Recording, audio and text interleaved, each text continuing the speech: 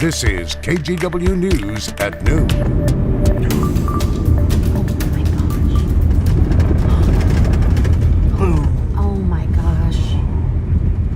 Oh my gosh is right. Drive 8 was behind that car on the I-84 this morning as it spun out on the ice and crashed. Wow. Hello everyone, I'm Brenda Braxton. Thank you for joining us. Those slick roads are the biggest concern today after Portland's record snowstorm. Want to give you a live look at some ODOT cams showing all of the major freeways on the east and west side of Portland. KGW's Christine Pitawanit shot the crash video we showed you, and she is back in Drive 8 with an update on the road conditions. Christine, what a day. Yeah, Brenda, what a day for sure. I mean, the slick roads you had mentioned being a problem. Yeah, they are still a problem. Right now, we are on Southwest Broadway here in downtown Portland. And if you look closely, it's still pretty iced over. And this is the case on the roads and, areas where there's a lot of shade. So maybe buildings are covering up, covering the road so that the sunshine can't get to it. I will say that in other parts of the city where the sunshine is getting to the pavement, things are starting to thaw out a little bit. But earlier this morning, yeah, we were in Drive 8 checking some spots all over the Portland metro area. And a big problem spot was I-84 East near Cesar E. Chavez, exit 2. Take a look at the crash we happened to document as I was grabbing video for social media. You can see the car transitioning from clear pavement to ice. It starts fishtailing, then spins across I-84 eastbound and crashes into a truck that was left on the side of I-84. But that was not the only crash we saw in that area. Earlier in the morning, there was another crash involving two cars near Cesar E. Chavez. That's the same exit that the first crash happened at. Another thing we noticed, not only do you have to pay attention to the ice on the roads, chains that may have fallen off cars and other debris too, but also you got to think about looking up as you're driving under those overpasses. We saw pretty large icicles hanging from a number of them, so probably a good idea to keep an eye out for those as it warms up today. But back here downtown again, as you can see, where the sun is able to get to the pavement, it is melting off. Earlier this morning, I-205 South, I-5 North, generally looked clear, FYI.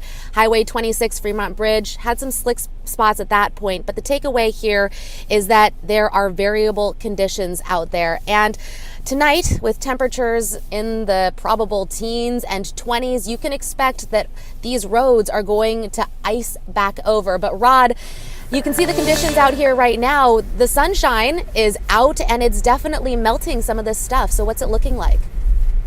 Ahead of yesterday, already right now, in fact, warmer than we were during the daytime hours of yesterday. Yesterday, the sun was good enough to melt some of the asphalt areas off of the snow.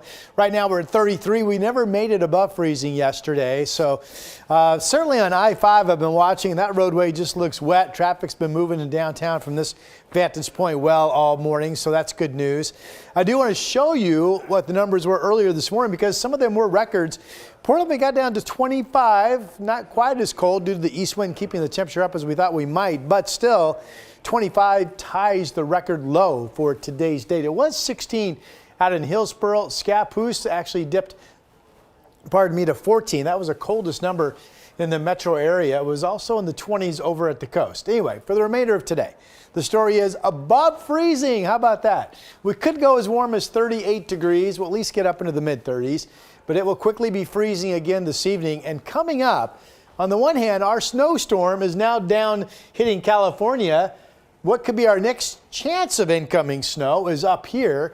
I'll show you Futurecast, which does show snow Saturday night. That's coming up in my forecast. We'll see you then. Thank you, Rod.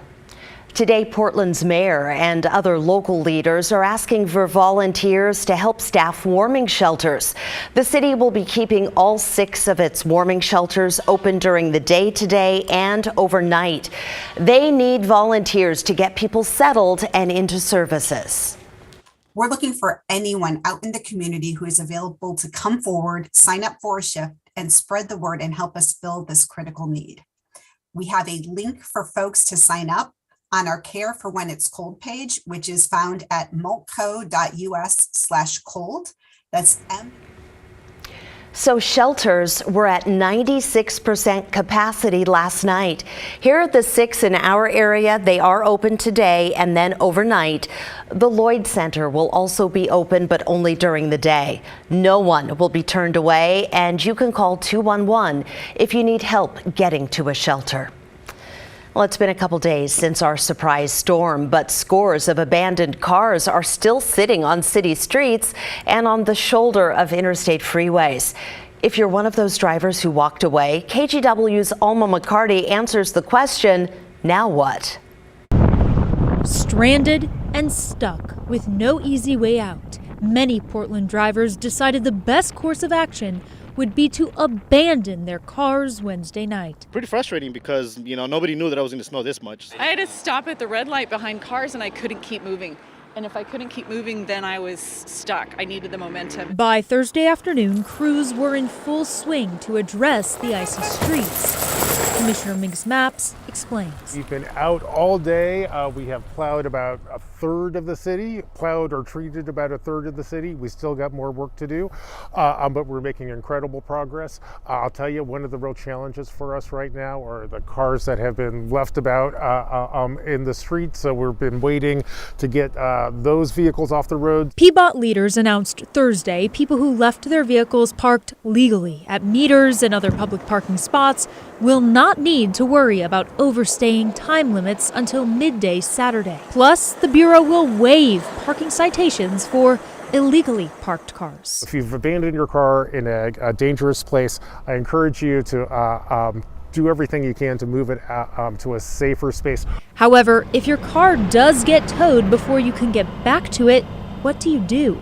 The city partners with an online platform called Auto Return to help speed up the process of finding your vehicle after a tow. It's a service that provides this clearinghouse of information on vehicles that were towed, and they're doing the intake of these orders across ODOT, PBOT, police, a variety of agencies. Although PBOT won't cite owners for parking violations, you will be responsible for the towing fees. That also goes for cars towed from ODOT-managed roads. Local tow truck drivers told KGW despite nonstop calls Thursday to retrieve personal vehicles, the current focus remains on clearing blocked roads. They'll shift gears Friday or Saturday to tow more cars as conditions improve. Odds are, given the high number of vehicles that were abandoned, not only on city streets, but on state highways and state freeways, it could take a while for the tow trucks to get to your vehicle. Alma McCarty, KGW News. Well, some people are still without power this afternoon. Here's a look at the latest numbers. PGE reporting more than 1,000 people without electricity. Pacific Power has just over 100 outages. Well, the storm wasn't all bad news. It really did bring out the best in some people. KGW's Catherine Cook tells us about one Good Samaritan who helped move almost 24 cars that were either stuck or abandoned. Wednesday night's near-record snowfall crippled the Portland metro area. Snow, ice, and gravity unyielding, stranding drivers for hours, especially on Northeast 82nd and Columbia. And the off-ramp right there was just absolutely decimated. There was 20 plus cars stuck. John Gilbert has seen it before. I just really enjoy helping people, and every time there's a big snowstorm and ice storm. On this night, John's friend Alec was in this mess. I'd been sitting for about 7 hours. He called John, who loaded up his Nissan Pathfinder. Honestly, just some toe straps and shackles. Along with a few other things. Pretty much everything, his heart. To rescue his buddy. That was the initial plan. There was a car trying to get up a hill, and the first thing we did was ask them if they wanted help, and eventually we ended up pulling them out, and after that, he just kind of decided that's what we were going to do for the night. And so it began. Yes!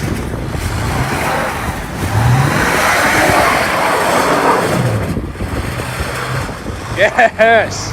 One forsaken car after another. And another. Thank you.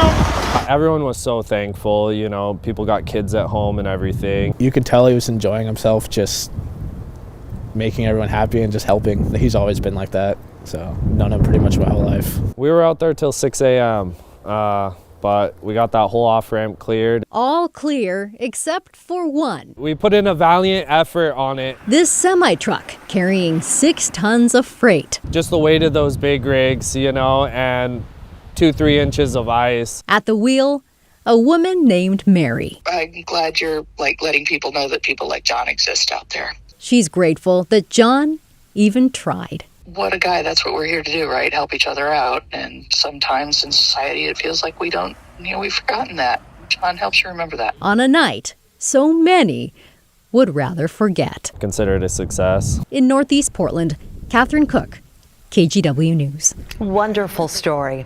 Okay, the Portland International Airport has had some weather-related issues this week. Want to give you a live look at the big board this afternoon.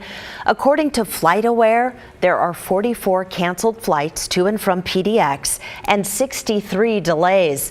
As always, they recommend you check with your airline before heading to the terminal. Our viewers have also been a really big part of this weather story. We ask you to send in photos from your neighborhood, and here's a sample of what we got.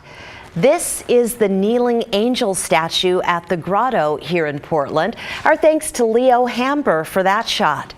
In East Multnomah County, look at this little guy. 2.5-year-old Weston was out sledding, having a bunch of fun. And then finally, this is Remy, a French bulldog. He is loving the snow in the couve. You can share your own photos and videos as well. Text them to 503-226-5088. We'll show as many on the air as we can. And for weather updates anytime, you can download the KGW News app.